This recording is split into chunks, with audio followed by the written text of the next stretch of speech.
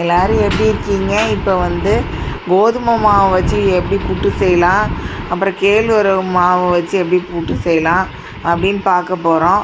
அதுக்கு வந்து ஒரு மெஷரிங் கப்பில் வந்து அரை கப்பு வந்து கோதுமை மாவு எடுத்துக்கோங்க. மெஷரிங் கப்பில் வந்து ஒரு கப் வந்து கேழ்வரகு மாவு எடுத்துக்கோங்க. ரெண்டும் தனித்தனியாக எடுத்து ஒரு தட்டில் எடுத்து வச்சுக்கோங்க. இது விருதுநகர் ஆச்சி சமையல் தமிழ். இது சப்ஸ்கிரைப் பண்ணுங்கள். நன்றி.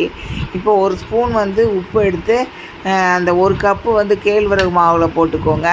அரை கப்பு ஸ்பூன் உப்பு எடுத்து அந்த கோதுமை மாவில் போட்டுக்கோங்க. ரெண்டையும் கையை வச்சு நல்லா கலந்து விட்டுக்கோங்க. இப்போ வந்து தண்ணி கொஞ்சம் கொஞ்சமாக தொளிச்சு எடுங்க. அந்த கேழ்வரகு மாவில் தண்ணியை கொஞ்சம் கொஞ்சமாக தொளிச்சு நல்லா கிளறி விட்டுக்கோங்க. கோதுமை மாவுலேயும் அதே மாதிரி தண்ணியை வந்து தொளிச்சு நல்லா பரட்டி எடுத்துக்கோங்க. உப்பு வந்து இதுக்கும் வந்து கேழ்வரகு மாவுக்கும் கோதுமை மாவுக்கும் போட்டுருங்க. உங்களுக்கு எவ்வளோ தேவையோ அந்தளவுக்கு போட்டுக்கோங்க. அப்புறம் இட்லி சட்டி ஒன்று எடுத்து அதில் தண்ணியை வந்து ஒரு இன்ச்சுக்கான தண்ணியை ஊற்றிக்கோங்க. ஊற்றிட்டு இந்த இட்லி தட்டில் வந்து இந்த இதெல்லாம் வந்து எடுத்து வைங்க.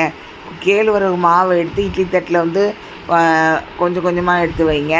அதே மாதிரி வந்து தேங்காய் வந்து ஒரு மிக்ஸி ஜாரில் போட்டு துண்டு துண்டாக வெட்டி அதை வந்து மிக்சியில் போட்டு நல்லா அரைச்சி எடுத்துக்கோங்க.